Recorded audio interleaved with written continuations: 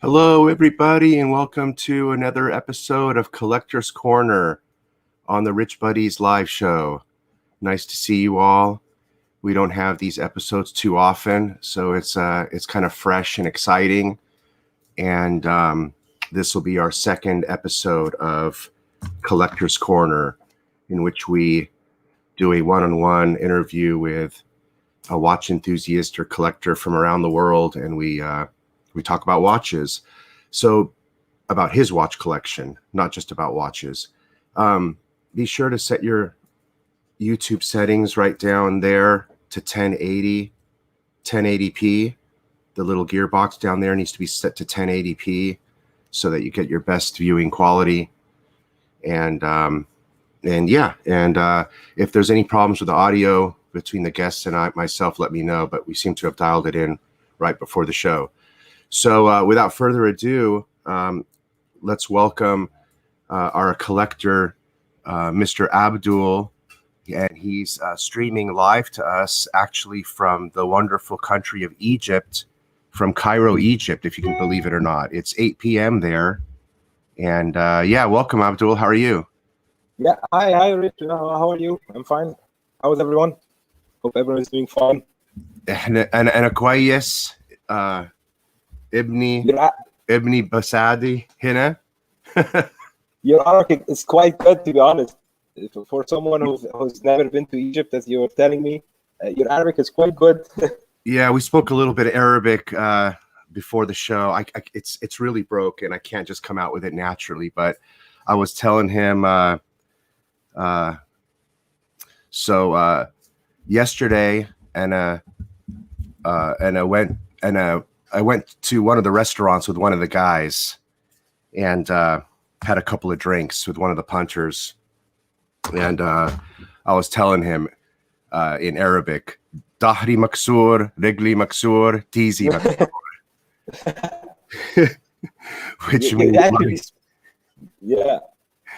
So, what can I say? I don't know. Anyway, so tell us, how long have you been collecting? Oh, well, it started like 20 years ago. Before that, I wore watches normally, but I just wore what my father gave me. And then when I was 13, my father gave me as a present for finishing middle school his first automatic watch. It was like a Seiko 5 from 1967 because he got it as a graduation gift. High school graduation gift? No, he's actually graduated from police academy. He was a police officer. Oh, he got it as a graduation gift. Yeah, he got it as a graduation gift, and he gave it to me then afterwards as a middle school graduation gift as well. Wow.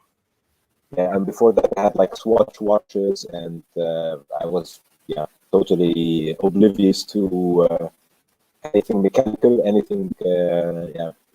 Was for me not that interesting. After that, just turned to addiction. Yeah. This is your collection here on the screen? Yes. Is that Seiko? That's your first watch. Is it on here? On the right corner up. Yeah, the first watch, the blue dial next to the okay. It's shown only half of it on the picture. Right. Very cool. Yeah. So I know you've sent this to me a couple of months ago. So I know this watch collection has changed quite a bit, hasn't it? Yes. My issue is that I'm addicted to vintage watches and watches that are not that popular. So they're not easy to find, but you could find them cheaply. And I tend to go online a lot, and I tend to buy a lot of watches. What year did you say you started collecting about? 20 years ago exactly, because I'm About 32 20 now. years ago. Yeah. Yeah, your collection is very different than most of what we usually see. You know, the only piece I think here most people would be familiar with is the Rolex Explorer in the middle, the Tudor, Yeah. and you know the Timex, and maybe a couple of the Tudors and Seikos, right? Yes, exactly. So Uh, go ahead. I'm sorry. yeah, sorry. Other than that, yeah, I'm always looking for a watch that talks to me. You know, I'm not looking for a watch that everyone likes. I'm just looking for watches that I like. I try them, and if I enjoy them, I keep them. If not, I sell them to the next person who might enjoy them as well. Now, since you've been collecting these style of watches for 20 years, you'd be a good person to ask about the trend on these watches, because the Yeah. price trend, price trend, market trend. For example, what I want to ask you is this. We know that for the more popular watches like Sports Rolex, Sports Patek, AP, the prices went up considerably, and they also helped to raise the prices of the other watches in their brand as well. You know, date just went up, day dates went up, watches that were not popular, weren't going up in values, also went up now. Did you find the same thing has happened in even these watches here that nobody's looking at as you're buying them? Did you notice that they went up considerably too? Are you paying more for these now? Yes, I'm paying more for the watches that are above 34 millimeters. I'm paying for 34 to 39.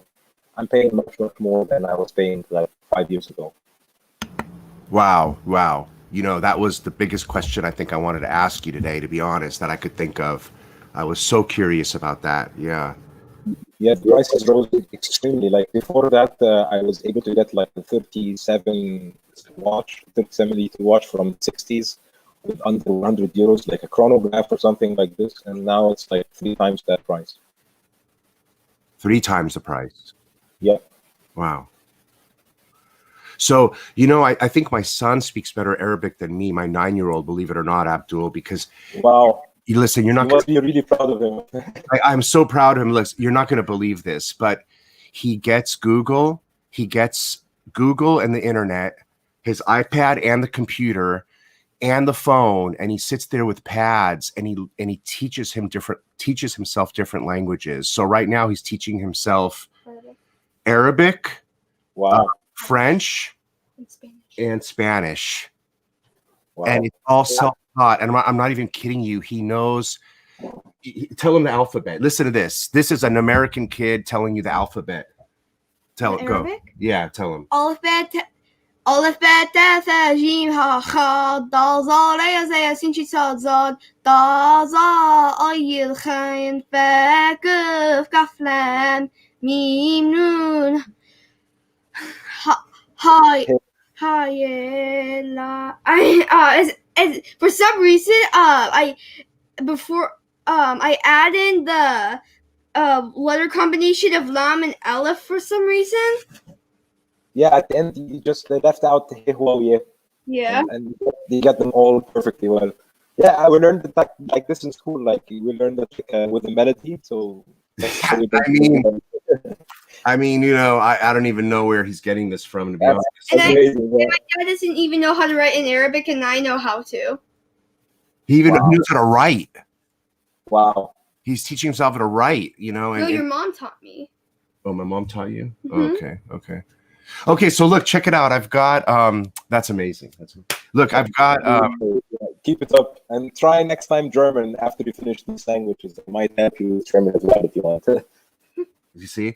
And I told him, I said, you know, if he becomes quite the linguist and he's learning about all these countries and their geopolitical structures and their history and everything, he's learning all their history of their war and their leaders. And I said, you could probably be a good ambassador or something like that, you know?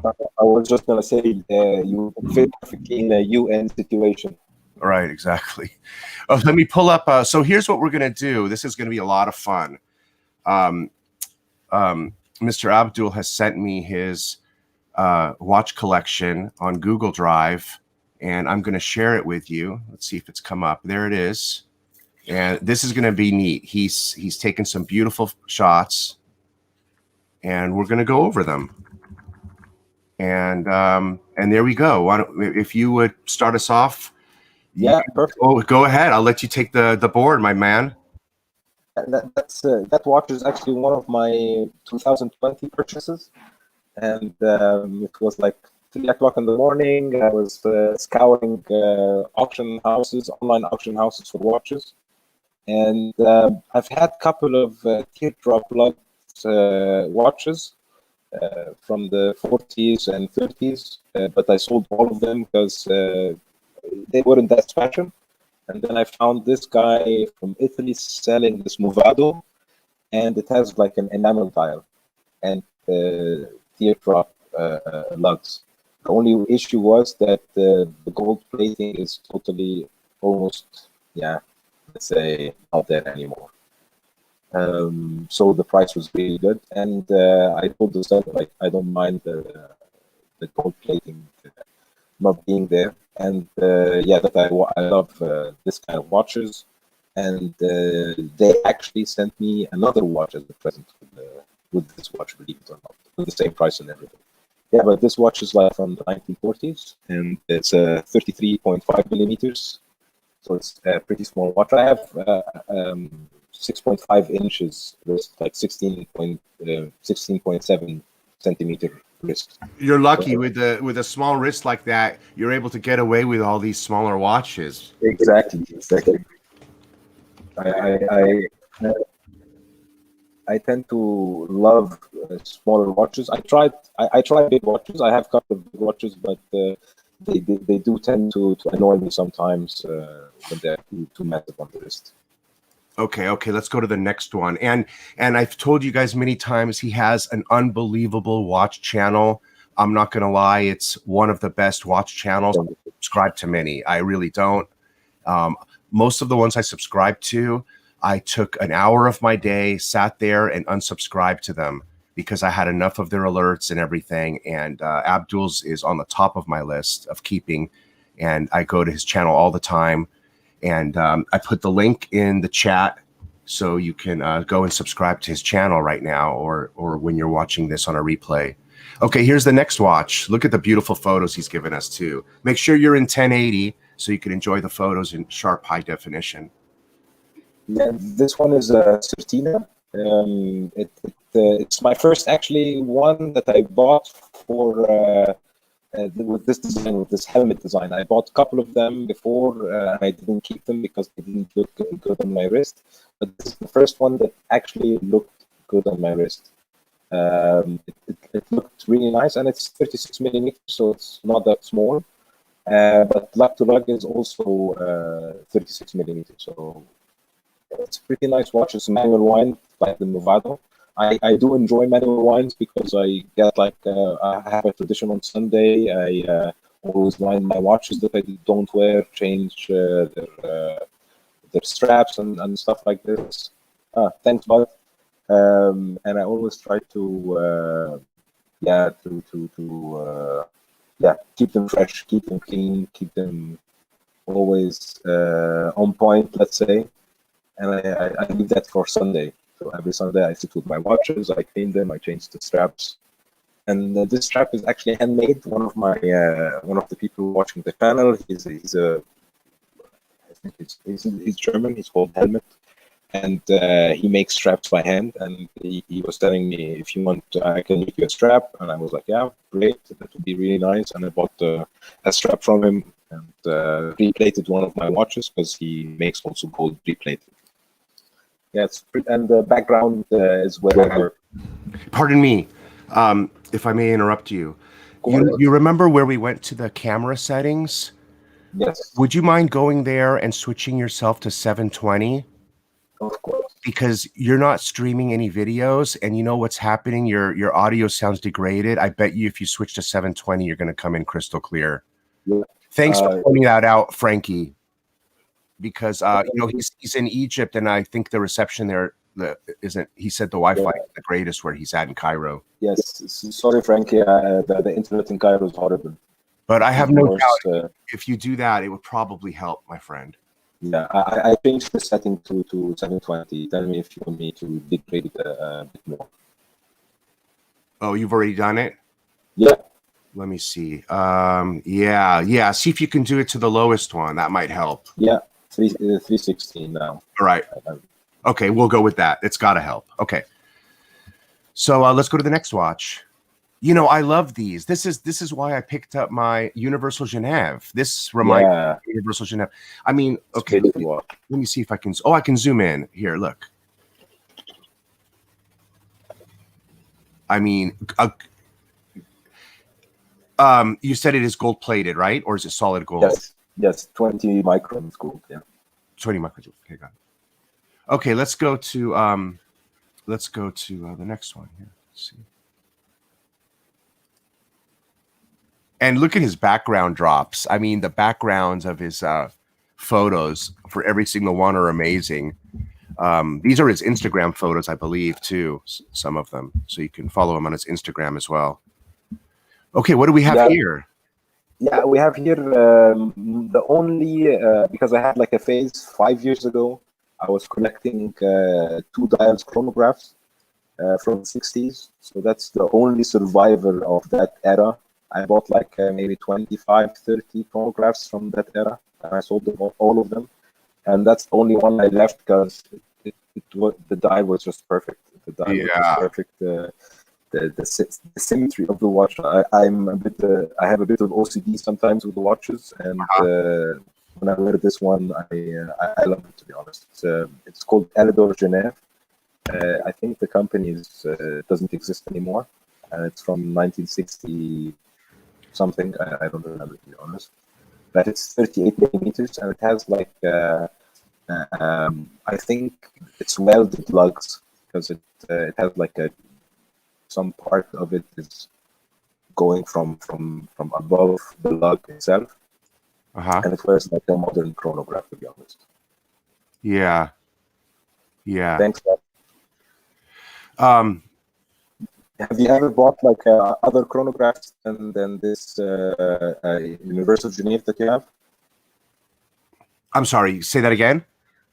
Do you have a similar watch other than the Universal Genève from that era? No, just the Universal Genève and the 1968 Speedmaster. That's it. But no, I mean 1950, 1949 is my Genève, and I love it. It's a nice watch, right? Yeah. أيوة, he says. الواتش حلو قوي. الواتش حلو قوي. ايوه. ايوه. تمام. So okay, next watch. Let's go with this one. And this one solid gold, or did you say this one is plated, or are you not sure? Plated as well. This is 20 microns plated, yeah. You know, I got to tell you, look at a lot of the old watches, even Rolex from back then were plated, were they not? Yeah. But when you take a look at a Universal Genève, that's solid gold, baby. That's so nice. When it's solid gold, that's why I buy a lot of watches and I sell them, because when the gold plating doesn't look on point to me, I tend to sell it and find another one. Right. The ones I keep, they're always like, the gold plating is really nice. It's really well kept. All right. Now, what do we have here? This is quite a sunburst dial. I've never seen a sunburst dial with so much relief like this. Yeah, it's exactly similar to the new Glasshoot 60s, the one that they did like a reissue. Oh, yeah. Right? Exactly. Yeah, and to be honest, this watch I didn't buy. This one's the present on the Movado watch, the first one that you show. The guy who sent the watch from Italy was telling me that he's going on vacation because Corona, so that's why he was going on vacation. And he was telling me like he will close shop and go somewhere. And he was like, "Yeah, I know you like watches. Here you go. This is just a present." And I was really happy with it because I've never had like that kind of dial. So I bought this vintage strap on it. So it's like a vintage rubber strap, and it looks really nice on it, to be honest. This strap has been very popular as of late. I see it everywhere. Yeah. But this one is like, I know I have a strap guy here in Germany that sells new old stock straps from like vintage ones and heirloom straps and stuff like this, and I always buy from him because the straps go exactly well with the same era of the watch. They look quite well together. When you put a modern strap on an old watch, it somehow for me doesn't give the same feeling. Right. Oh yeah, no, that'd be difficult. It seems that most of the watches we've looked at right now are all circa 1950s, 60s. Seems like it, right? So far. Exactly. Yeah, exactly. The Movado was 40s, and the last three were 60s. This is one. Now look at this one here. This one has some nice patina. Mm-hmm. I'm not always a fan of the spotted patina. That spotted what you have on the middle dial there. I'll be honest, but it's borderline acceptable on this one. How do you like this watch? To be honest, I really like this watch because of this dial, the dial format, not the part in the middle, the one with the 12, 2, 4, 6, 8, and 10. Because when I bought this watch, I was collecting like different dials. I had like 12, 3, 6, 9. I had the on each indices the numbers. I had like the 12 and 6, and I had the 12. So I was missing the 12, 2, 4, 6, 8, 10. So I bought it because of that. Sometimes I go into like let's say a tunnel of collecting, and then I finish my goal, and then I sell the watches that I'm not enjoying anymore, or I'm not wearing them anymore, because I wear a watch every day, a new watch every day, because I don't want them to sit there around without being worn and giving love or something like this, you know. Do you wear just one watch a day, or do you switch them throughout the day? If I'm staying at home the whole day, I only wear one watch. But if I go to work and come back, I wear another watch. Oh, okay. Or if I'm going to do something in the garden, or do something that requires me not wearing a watch that's not waterproof, I switch up to something. Can you tell us a little bit about Stowa brand? Do you know anything a little bit to tell us about it? I hear about this brand a lot, actually. I've heard about it a lot, but I don't know anything about it. Yeah, Stowa is actually a German brand, and it's from the Black Forest, believe it or not, where I live. So it's a really nice brand. I think it was established in the 1920s, and they have one owner since the 60s, and they got mostly known for Flieger watches. Flieger is pilot watches, and in the wartime they were making them Junghans, and I think Zinn as well were making Flieger watches. No, I don't know. No, it wasn't Zinn. It was another one. I don't remember the name. Fluco, yeah. They were making Flieger watches, pilot watches for the military, and that's how they got famous, because the pilots used to finish their tour, finish their war, and then come back with their watches and then give it to their sons, and then their sons see them with watches, and then they want to buy a watch like their dad.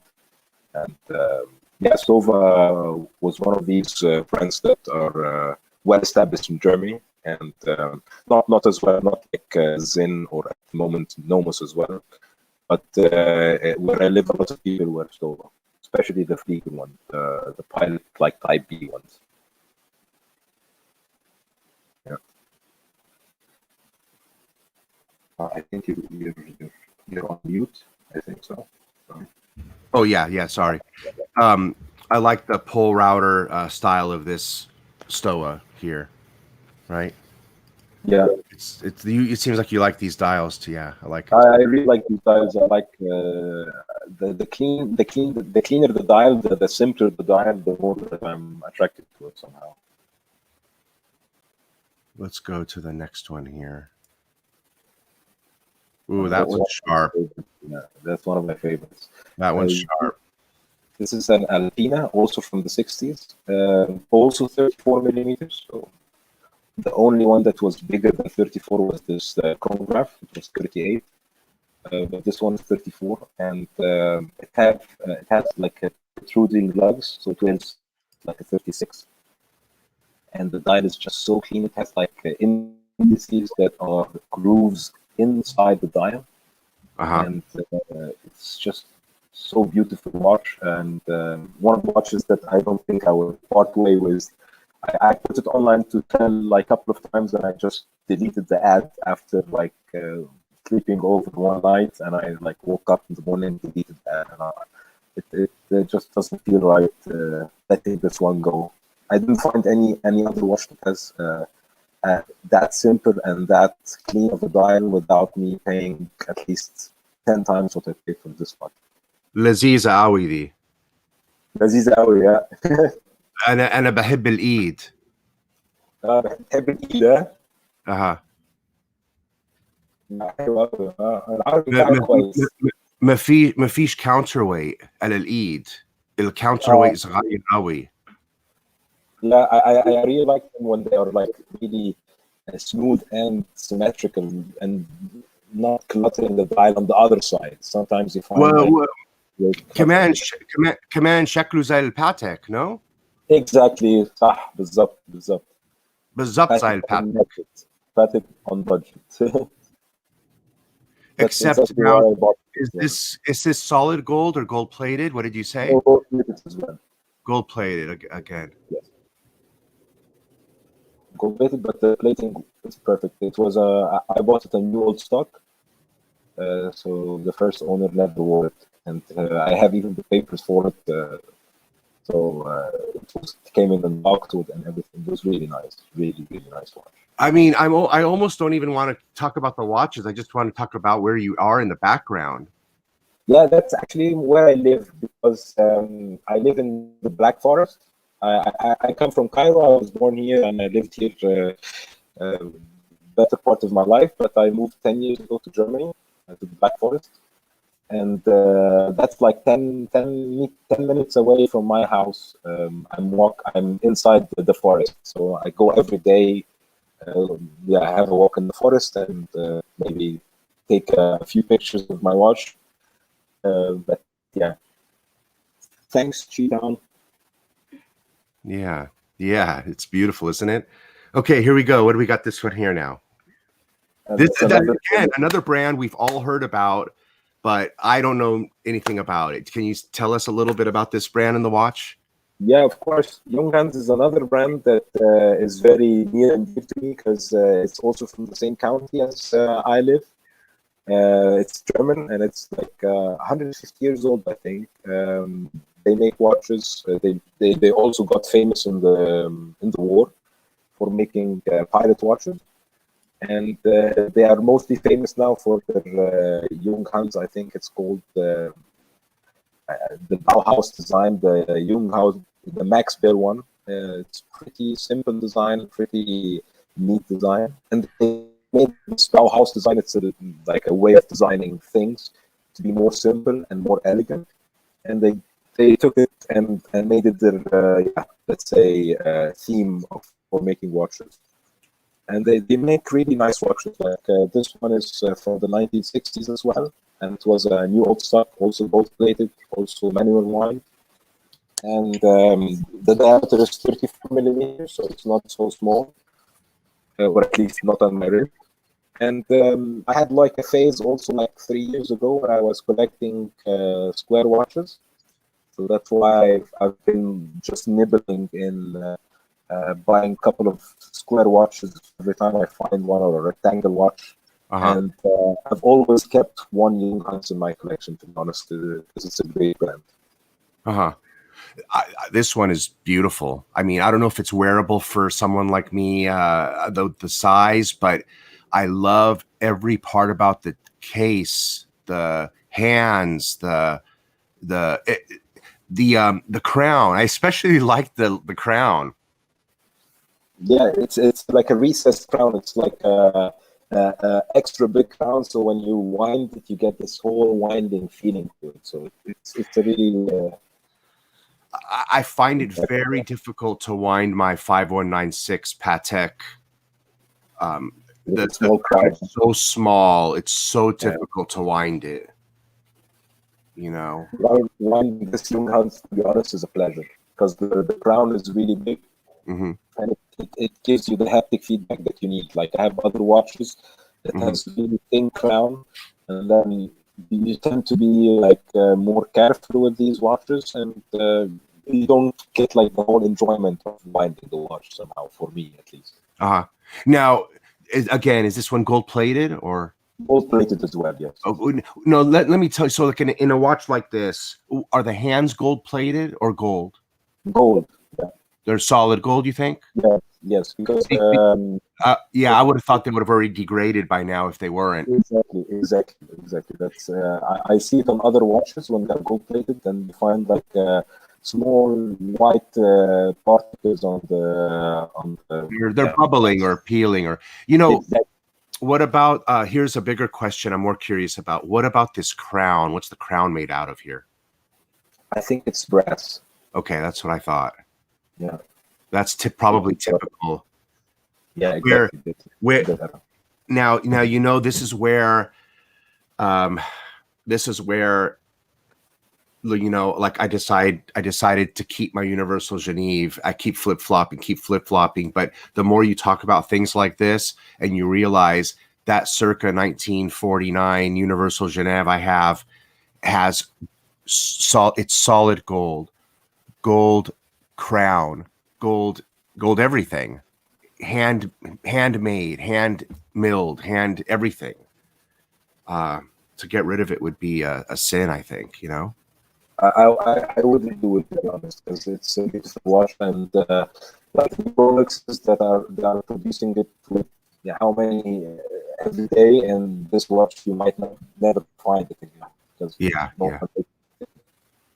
And I apologize for the poorer quality of the stream, but it's actually pretty good. It's not that bad. He is in a country that I don't know how good the reception is overall, but his reception just where he's at isn't that good. Look, the person who has the worst reception of all who's ever joined us is Fella, and he's in New York City, so you can't, but you sound great enough for us to enjoy, to understand every word. So I'm really sorry for everyone because of the connection, but I was like, I took the longest vacation of my life because I was stuck because everybody knows why in Germany for the past 8 months, and I wanted to spend it with my family, and I just came back today from our house on the sea. The internet is just not as what I thought it was, but it was the only internet connection for the past 40 days. I had very limited internet connection. I didn't watch any videos almost, and it was quite nice, to be honest, to have this off time from everything. Yeah. Well, we could understand every word, so you're good. Here you are again with another beautiful backdrop. Let's see. This looks like Germany. Union. Yes, what is this watch here? It's Union Solari. It's a watch brand also that's not there anymore. It doesn't survive the post-quiet crisis. Oh, wow. It's as cold plated as well. It's 30 microns, so it's a little bit thicker.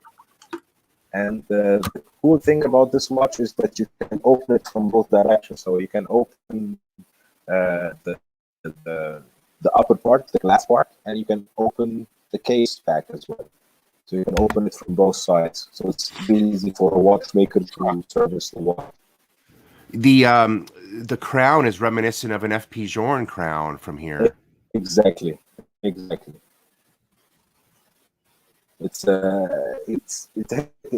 I saw it, I thought about it doesn't look like an F.P. Journe from the shape of the crown and the shape of the case itself. And the watch works beautifully. It's a 54mm as well, manual wind, and I really like the watch as well. It has like this Art Deco feeling to it, but at the same time really classic and elegant as well. What's the dial size? 30, the dial size or the watch size is 34. I think the dial is maybe 34. 30. Yeah, with your wrist size, you can pull these off rather well. You're very lucky, because you can Yes. get in these because they're cheaper, they're less expensive, and you can enjoy them. Exactly. A lot of people collect these watches. Sorry? I don't mind the small size at all. Yeah, a lot of people collect watches because they love the watch, and they'll put it in their box just to collect it, and they can't wear it because it's too small. One of our friends is like that, Clivers, the watch wrangler. Yeah. He has a lot of watches. He buys them because he loves them, and he's collecting watches, but they're not wearable.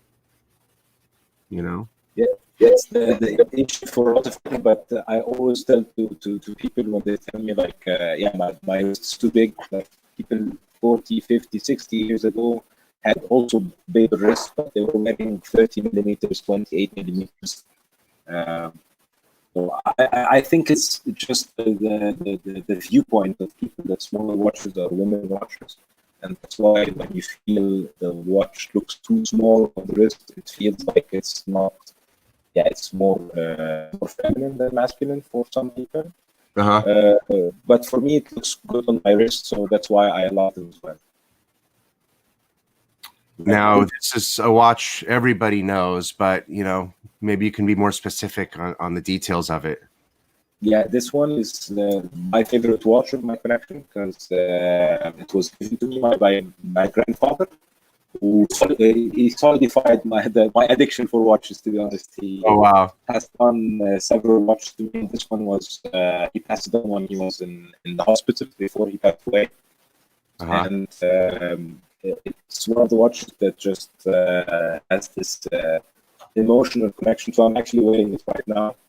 And it's just it's a 1601 rose gold two-tone date shot from 1967. Yeah, and it doesn't have even the quick set date function, so you have to go through all the hour indices to. Oh man! So that's why I try to always either keep it on a winder or give it to my wife to wear while I'm not wearing it, because I don't want to. To overuse overwork exactly just to put it on. Yeah, I'm that way, but you know what I do with a lot of my Rolexes? I don't care about the date since I'm not working anymore, so I just set it to the time and ignore the date. Mm-hmm. For me, it's a little posted thing that I have. That the date is not correct, I can't wear it. But it used to bother me at first, but then you know what? It's a mindset. If you don't have anywhere to need to be to go, it actually really unwinds you and lets you be in that retirement mode. It's kind of cool actually. I should try that. Maybe this week I should try this. Or wear watches that don't have dates. Yeah, that's why all my vintage watches don't have dates, because I know it won't be a date, so I don't want them. So here's your first. Here's the watch that was first given to your dad, right? You said. Yeah. Exactly. Is the sound better now? I moved next to the Wi-Fi router, so I could maybe find a cable and connect if the sound is not better for the people. Whatever you want to try to do, but I think whatever happens, we're at a minimum. We're okay. Okay. So yeah, that's the one. That's the watch that started everything for me, because before that I had like a Swatch, and my dad gave me an Orient with a triple calendar. A quartz one with 52 millimeters that I used to wear if we have like a wedding or something like that. And these were my watches, like the Casio, the Swatch, and an Orient. And then when I was 13, my dad told me, you're old enough now to take care of a mechanical watch, and he explained that the mechanical watch needs to be worn to degenerate the energy, and that's how it works. It's not like a quartz one. And I love the idea that it's some form of perpetual calendar, because you have the day and the date, and then you can choose the day of the month and to the correct date. So you can have a mechanical perpetual calendars in some sort. And it just ignited the love for mechanical watches for me. And it was my first Seiko watch as well.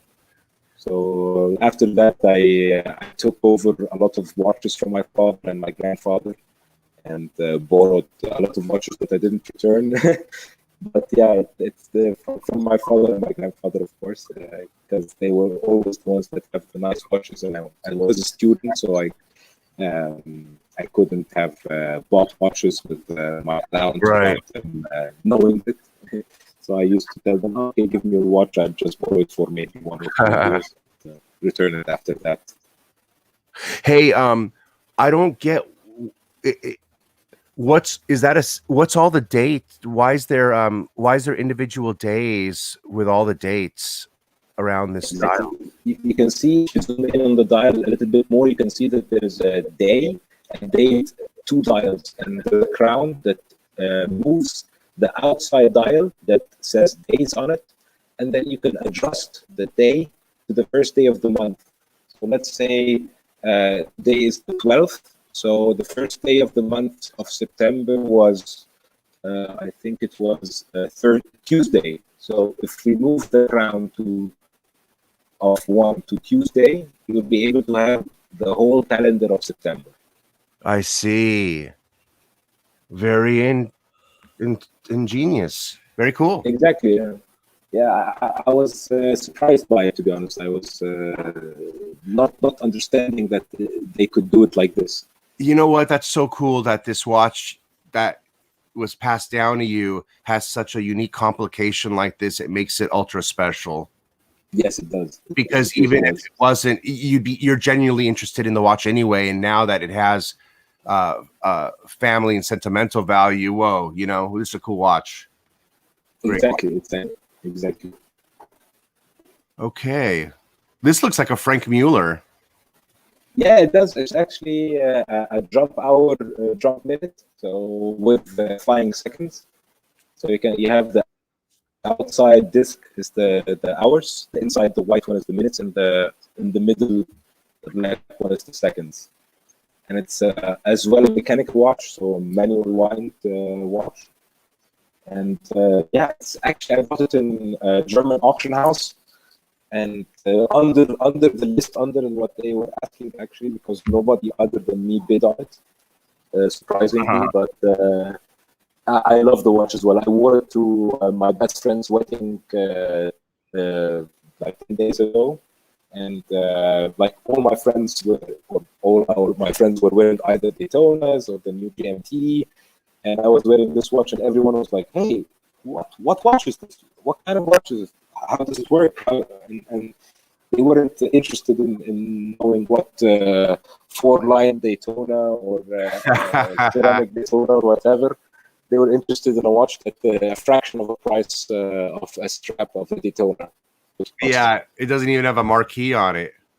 Yeah, exactly. It's unbranded. It has a German mechanical movement inside, and even when I bought it from the auction house told us it's just a big collective that has a very large collection, like over 500 watches, and this was one of the watches that he has. It's unbranded. He says he doesn't remember where he got it, but it's very cool. It wears large. Yeah. Exactly, it's like a 38 millimeters. Ooh, a Zenith? Yeah, that's one of the watches that I got from my grandfather as well. It's a Zenith Movado Museum watch. And I think it's from the end of the 70s when they were starting to make a lot of Royal Oak copies from other companies. And that was the answer from Zenith, I think, for Royal Oak, to create a Zenith Movado, so a cooperation between Zenith and Movado, with the date on the 12th. I never saw a watch with the date on the 12th before, but it's a quartz watch, so it's not a mechanical watch. But I don't mind this at all. I really like the watch. It's very, very thin. It's like 3.5 millimeters. Yeah. And it looks really nice if you're wearing a nice shirt or something. It looks from far like you're wearing some kind of royal oak watch, but I see a lot of people trying to find out what I'm wearing when I'm wearing it, because it's pretty unknown. Yeah. I don't know why right off the bat when I saw it, the first thing I was going to ask you, this is quartz, isn't it? I don't know why it gives the impression automatically. No, I didn't see it said quartz on the dial. But it looks to me like this has some Genta DNA in it, don't you think? Yes, I do think that it has really touches of Genta, or at least the guy who did it from Venice and Movado was copying Genta stuff, at least. Yeah, the constellation, right? Yeah, exactly. Constellation. Interesting. And even the bracelet is very constructed like the constellation as well. Yeah. But here's where we were talking about where you have gold-plated hands and you can see the degradation on the gold-plated hands. Exactly. And you can see that the gold color is not the same like the other ones. Right. Nice. Let's see what else we got. I'm not sure how many more there are. We'll just keep going. Yeah. Beautiful shot here. That's a Delma. It's also a quartz watch from the 80s. And that's from my other grandfather. So my grandfather from my father's side, he was in the military. And he used to have like a lot of military-inspired watches. And my father took most of them. But he gave me this one because it's a two-tone watch. And thanks, Stephen. It's a two-tone watch, and it had like a two-tone bracelet, and he's not a big fan of two-tone. So I just took the bracelet off because the bracelet was horrible, and I put it on this white strap. And mostly my wife wears this watch now. She really likes it because the white on white, and it's quartz, so for her it's much easier. So she doesn't need to fix the time whenever she wears. I like it. It's a pretty watch.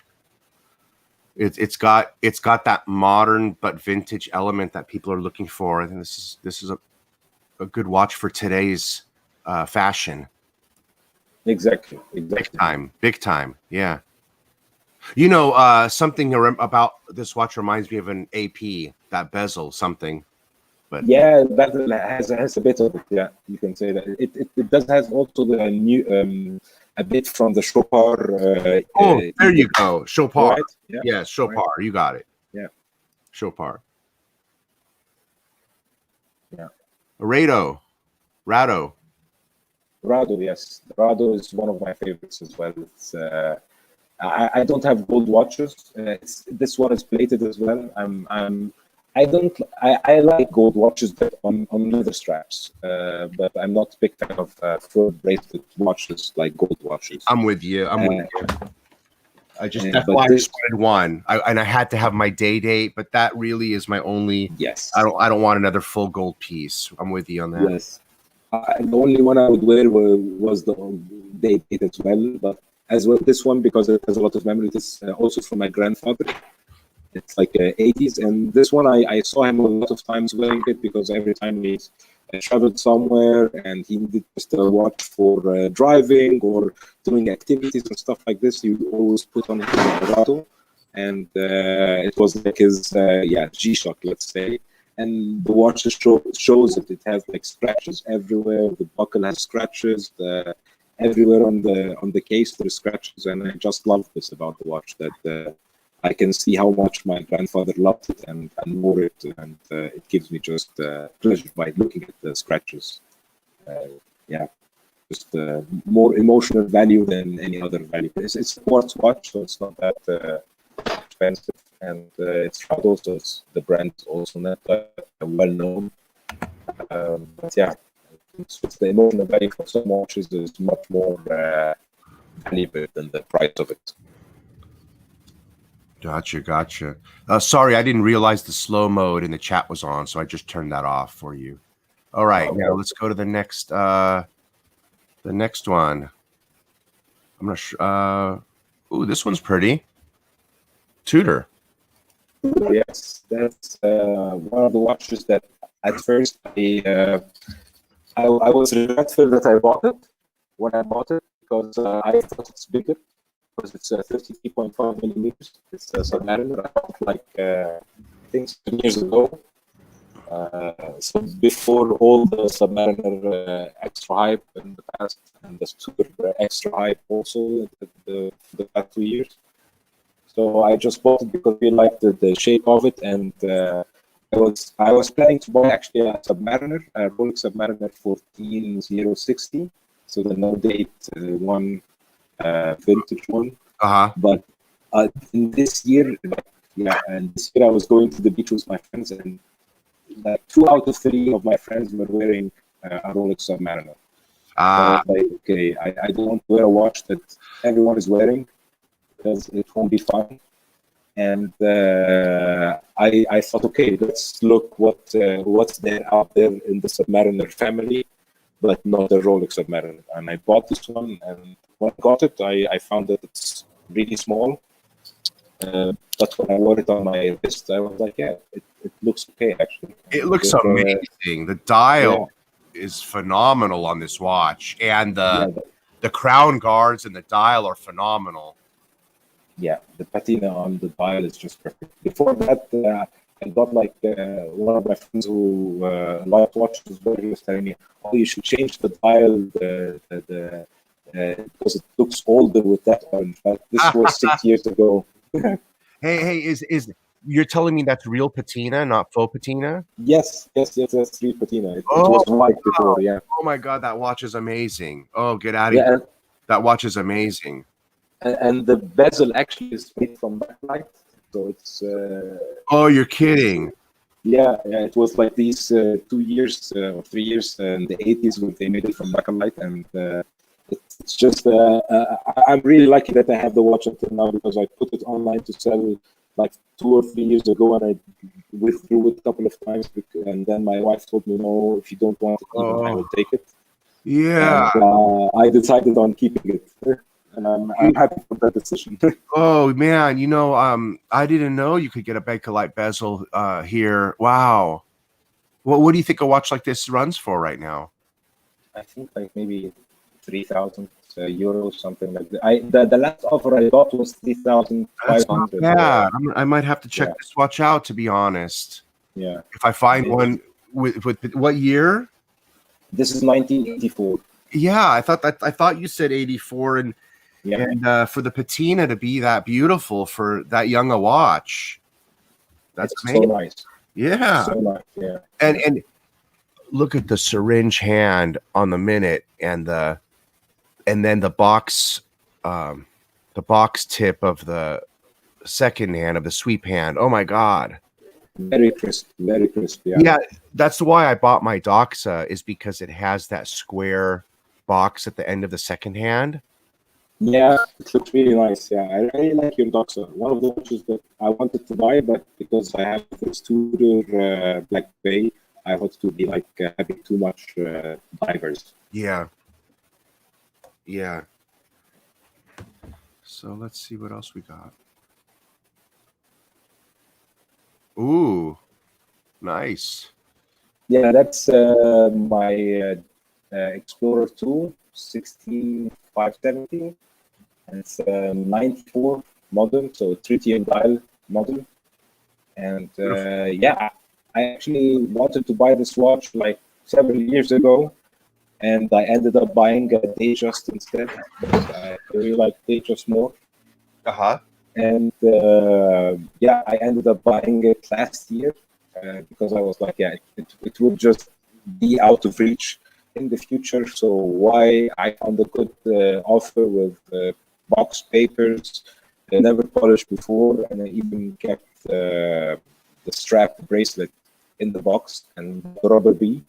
And this year I bought this white rubber bee, which I was wearing almost every second day in the summer.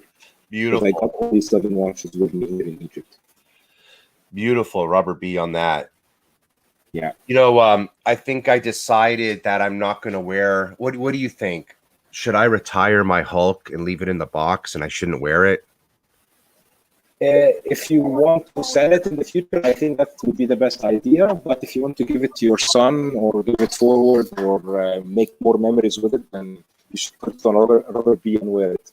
Get a green rubber bee and wear it. Yeah, I've got the green rubber bee on it, so I have been. I just don't want to ever have to nick the case edge. So yeah, you know, it's one of those things. So Yeah, I understand your dilemma, but for me, I'm always when I get a watch, I just enjoy it and think about selling it maybe in the future when I'm not enjoying it anymore. you know what's neat is that I have 3 Submariner date ceramic. The Bluesy has its own custom strap. I can't mess with it. But the Hulk has the rubber B with the green stripe, and I can take that off and put it onto my black sub date. So I can always interchange the Hulk strap with the black watch, and it would look really cool with the black line on it, even still, the black sub date. And you don't have to worry about changing the clasp. The clasp is already attached to the rubber B, so you have to take it off the end links, you know? Exactly. A lot of fun. Yeah, I love the rubber piece straps, to be honest. They're really perfect for the summer and perfect for just any activity. They're amazing. Yeah. And that's the Datejust that I bought as my first luxury watch when I got my job first month. And it's a Datejust, I think 16234, so white gold bezel. And a rhodium dial with Roman numerals. At that time, I didn't have any kind of Roman numerals, so that was my first Roman numeral watch that I bought. So, and I think it's 1997. It was produced. So tritium as well.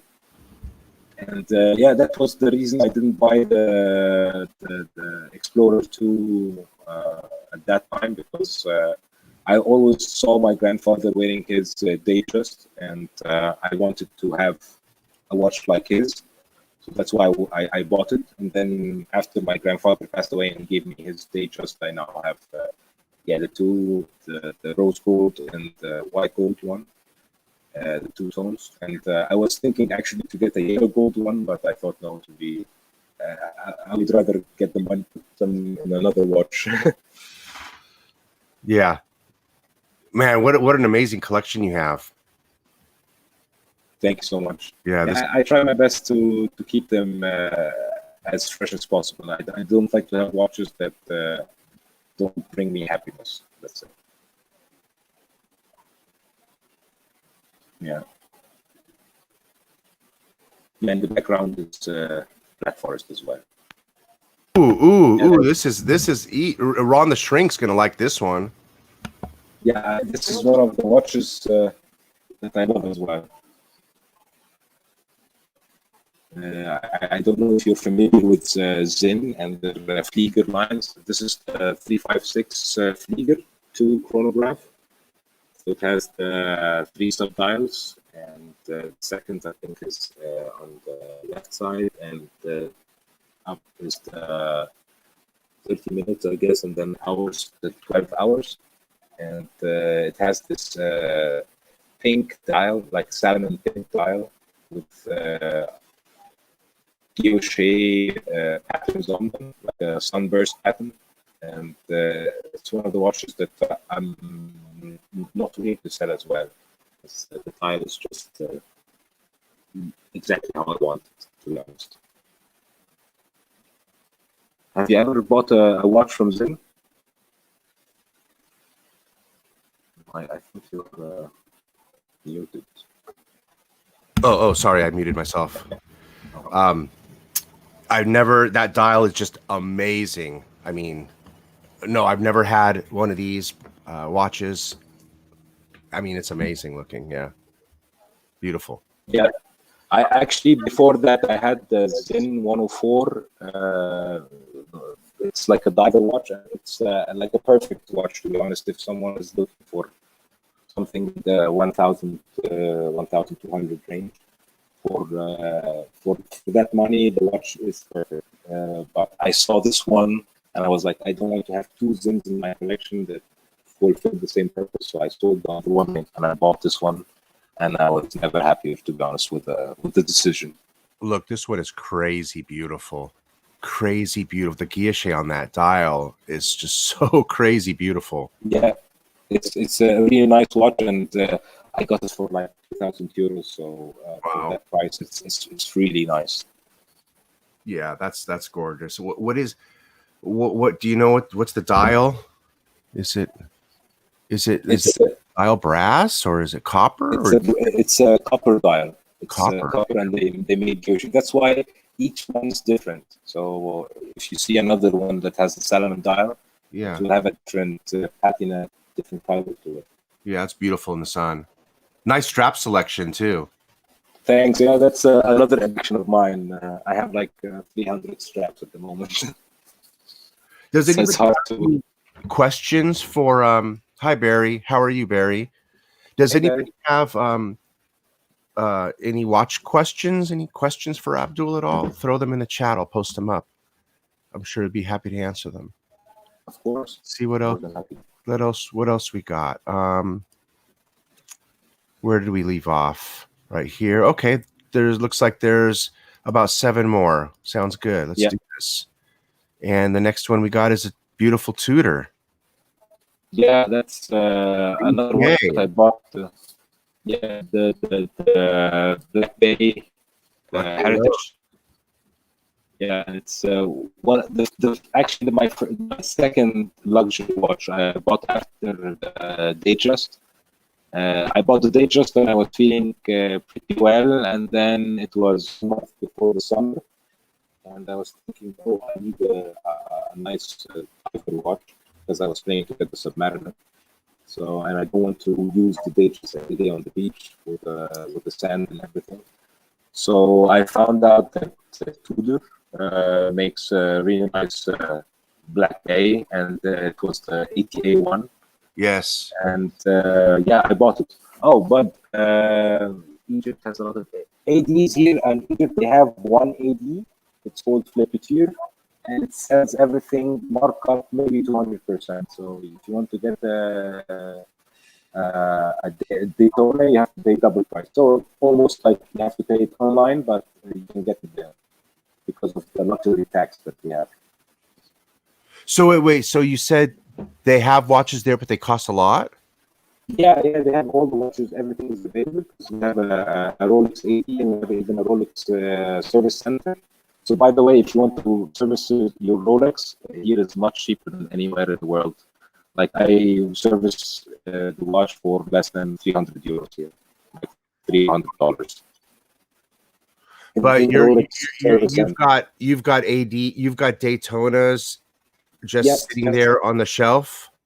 Yes, because AD here that we have, he's the biggest watch dealer in Egypt, and he has he is the authorized dealer of Patek Philippe, Audemars Piguet, and Rolex as well. Wow! So he has all the brand, all the new models. Yeah.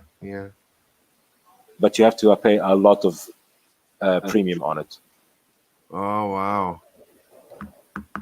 People here in Egypt buy their watches through like friends or dealers like that. They buy watches from abroad and then they bring them back and put some markup on it and then sell it to other people. Wow, your audio just came in crystal clear right now. So whatever you're doing, it just came in crystal clear. Perfect. We'll do that. Wow, it's like you're in the same room as us now. That's perfect.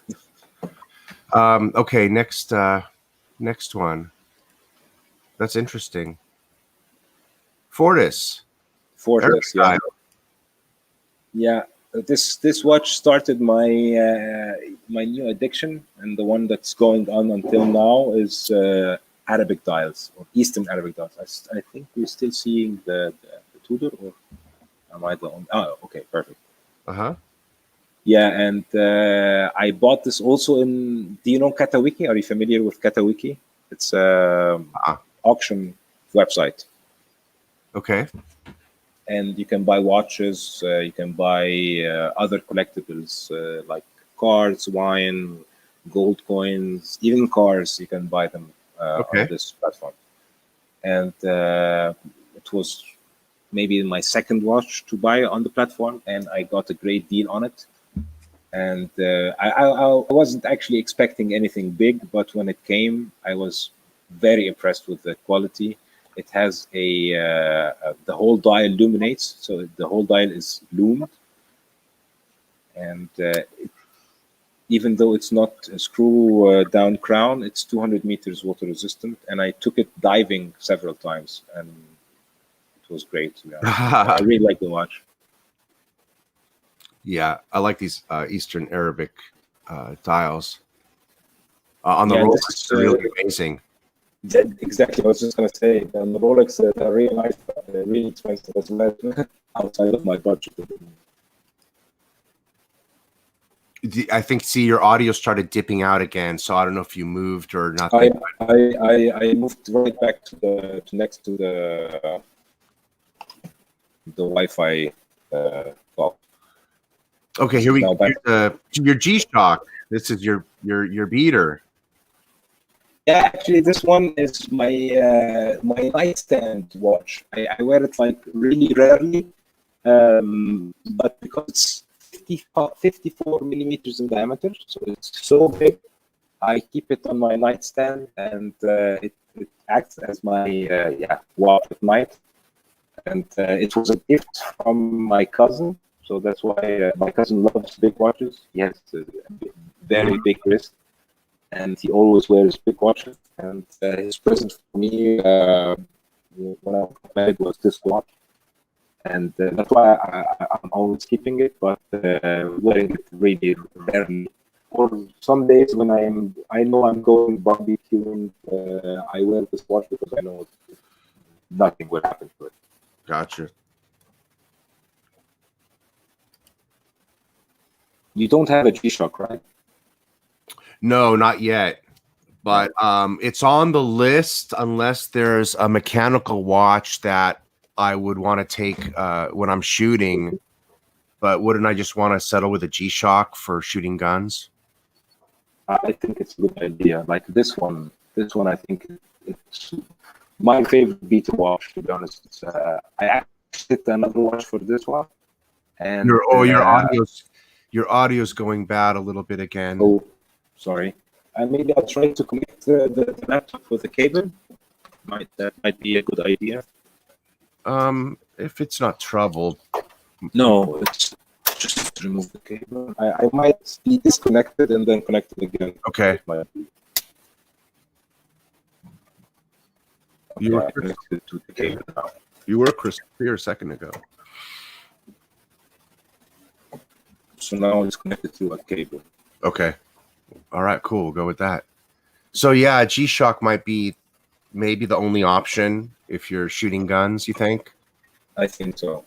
Unless you're spending the money on an FP Journe. They specifically make their sports line for that. But I wouldn't want to shoot a gun with such watch.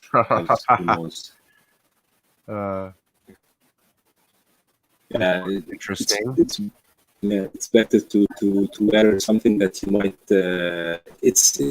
It's not like it's you throw away watch, but at least if something happens to it and it got broken, you'll not be sad. Yeah. Yeah, this is one of my divers. I have only like 4 divers, and it's one of the only Microbrands. It's from Zelos. It's called Aircon Maelstrom, and it's a bronze diver. Also, my only bronze watch, and my only hand engraved watch. So it's one of I sent it after I bought it to a hand engraver in France, and he hand engraved some patterns on it. Very cool. And I was actually not. I got this watch as an experiment, to be honest, because I haven't had a bronze watch. Yeah. And I wanted to try this blue patina stuff with bronze. Yeah. And it's going quite well. I like the watch. It's not my favorite diver, but it has some emotional connection because I had a lot of time experimenting with it. You don't have any bronze watches as well. You didn't no, I don't think I don't think there's anything I would pick up in the bronze lines, but They charge a lot of money for them. Yeah. Even though it's much cheaper than the other material that they would have used.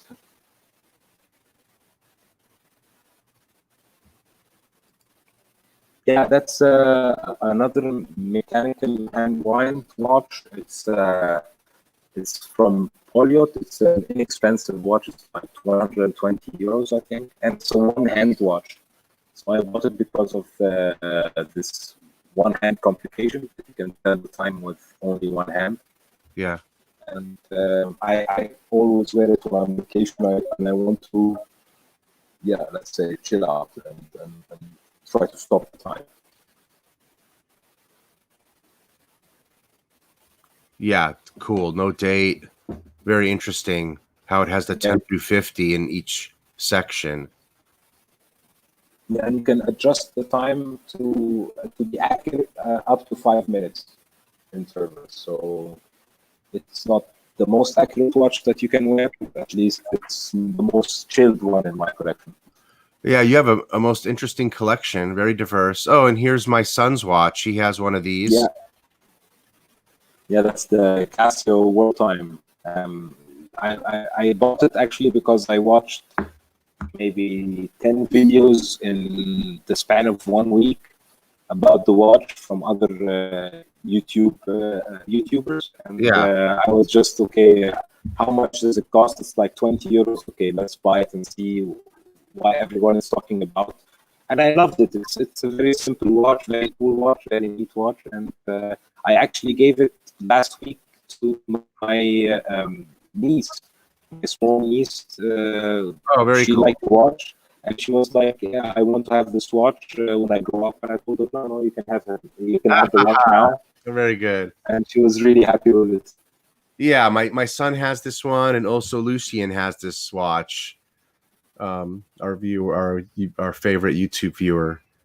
Yeah. So, yeah, they both love this watch.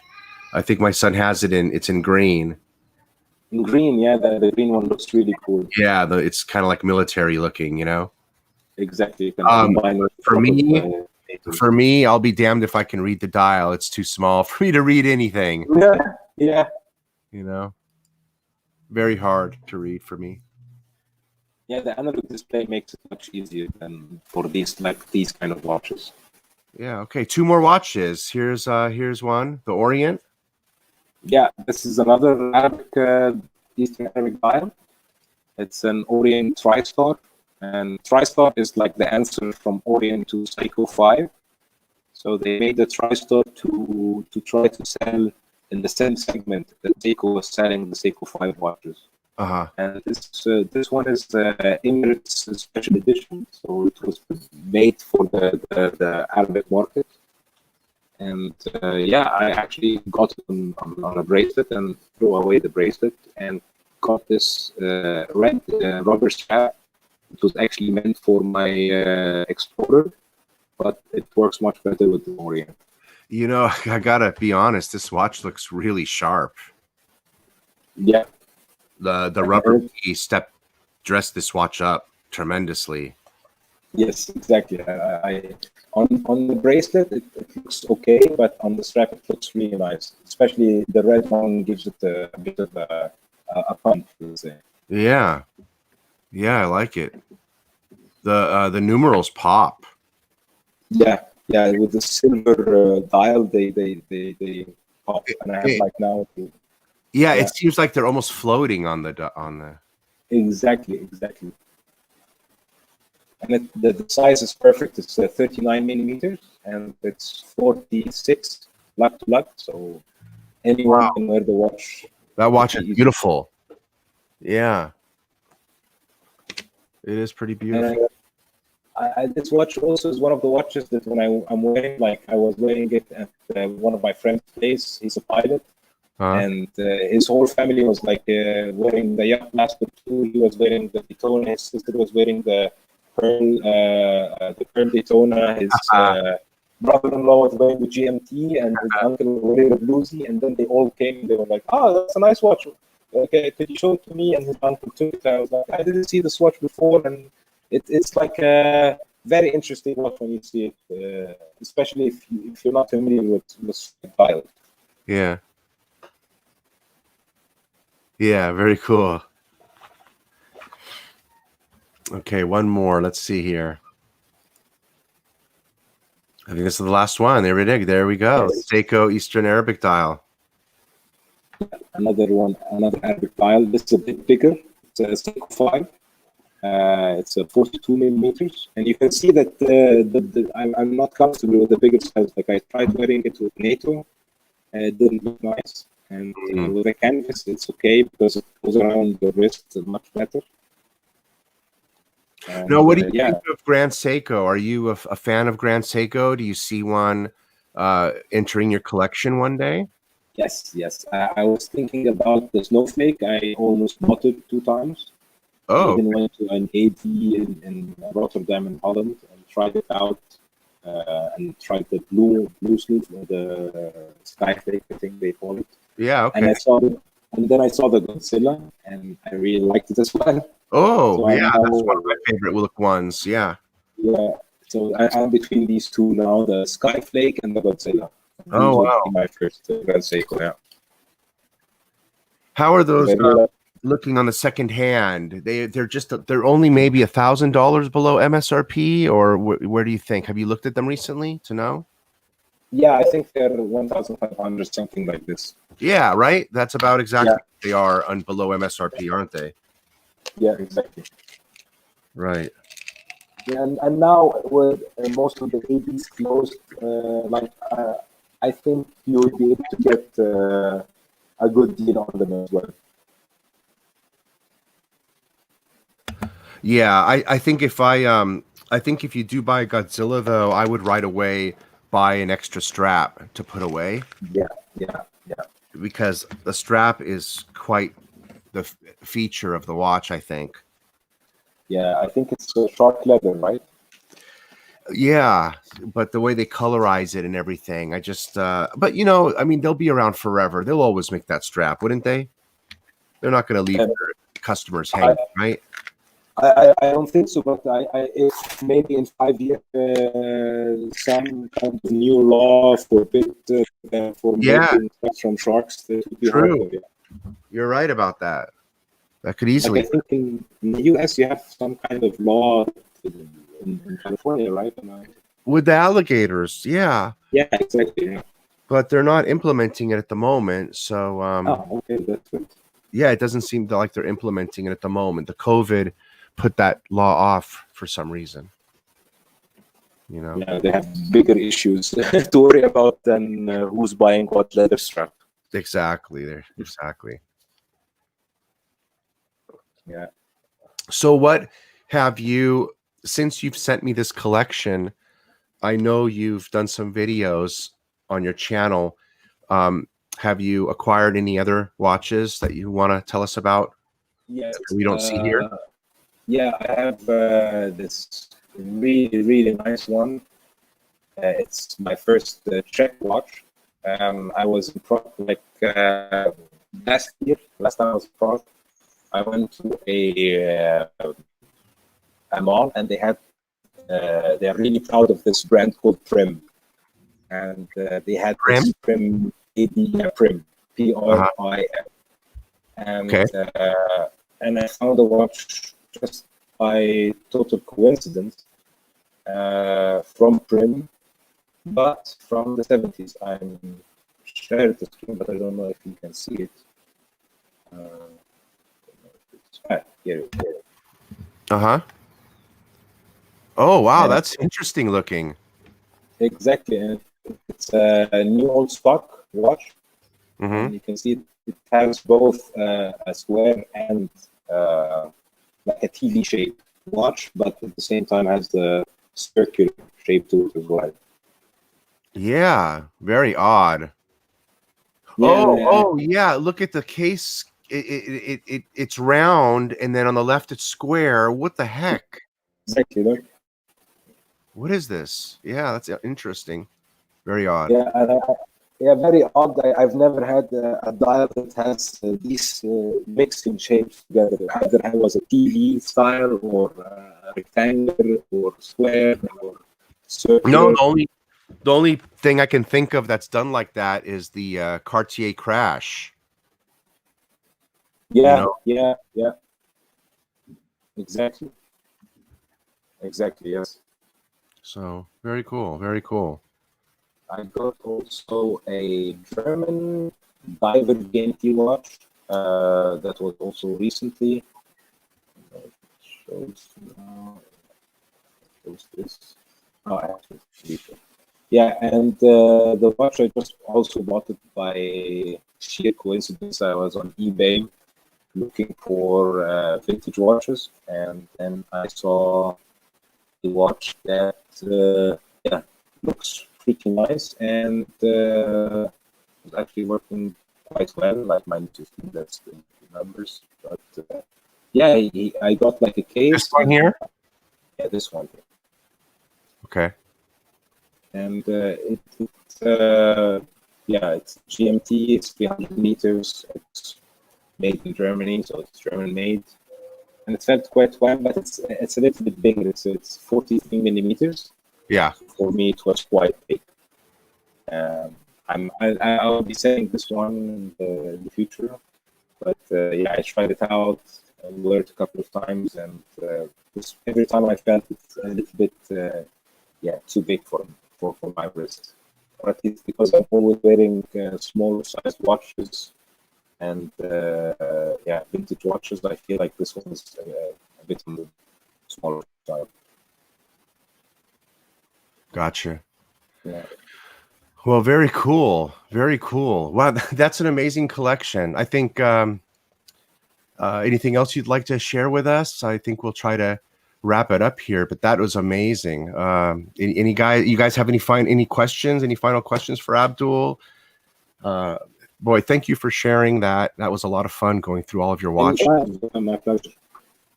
I try to look for watches that yeah, first attract my eye on the platform, on eBay or whatever platform I find watches on, and then when I wear them, I look always for the sensual pleasure, that you get from wearing a watch and trying it and seeing if it fits your personality or not. If it doesn't, it's not a problem.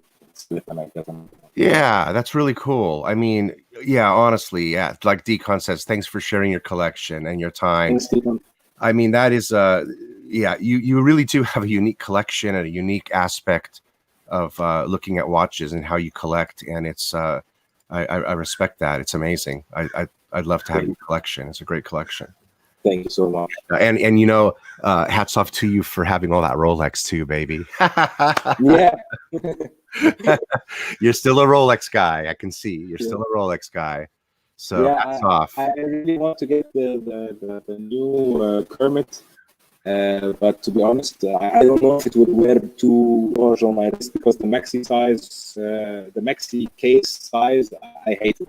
I tried it a couple of times and I wasn't a big fan of it. And yeah, it wouldn't be for you, I don't think. Right. You know, how do you see yourself picking up a vintage Submariner one day? Yes. There you go. Yeah. Yes. I'm waiting for the phase to die out a little bit because now it's much more expensive than before. Oh boy, I bet you wish you were picking one up 5 years ago, right? Oh my God, I had one with 4,000 euros, box papers and everything, and now the cheapest one is 7,000 euros, and it's naked without anything. It's amazing, isn't it? What's your take on that? Do you have? I mean, what's your take on that? It's just the purchasing power of the dollar or euro went down, not the prices went up. To be honest, like the stocks. It just is what it is. Everybody is hyped up on getting the watches and driving the market up, and yeah, it's like, okay, RichBuddy bought this watch this year, last year, and this year he sold it for this amount, so I want to do the same to make my money, at least keep the purchasing power of my money. So I put it in the watch. Yeah, and the definitely the the COVID-19 virus has not helped whatsoever as far as on the production side and the distribution side. Yeah, it made it worse. Yeah, it felt like I was thinking, okay, now the demand is lower, or at least in the start. Like even I made a video in January to talk about that when a pandemic will come or a Black Swan event that will make the demand very low, that the supply would be too much, so the prices will go down. But I didn't expect that the supply will go down as well. And now the demand is high, but the supply is low, so the prices will keep going up. Yeah. Yeah. Well, cool. All right. Very cool. Well, shoot, we've got an hour and a half. So, Perfect. Yeah, that's good. Okay. Good stream. Thanks again for joining. And don't forget to subscribe to Abdul R Watches channel on YouTube. He's got a great channel. All right. Thank you. Thank you. Thank you, everyone, for joining in. And hopefully see you on my channel or in the live streams in the future. All right. All right, guys. Thanks for having me as well. Yeah, you're welcome. Oh, you're very welcome. Thank you. All right. Thanks, guys, for tuning in. And thank you for watching this. Please give us a thumbs up. And we'll talk to you soon. See you at the next Collector's Corner. Adios.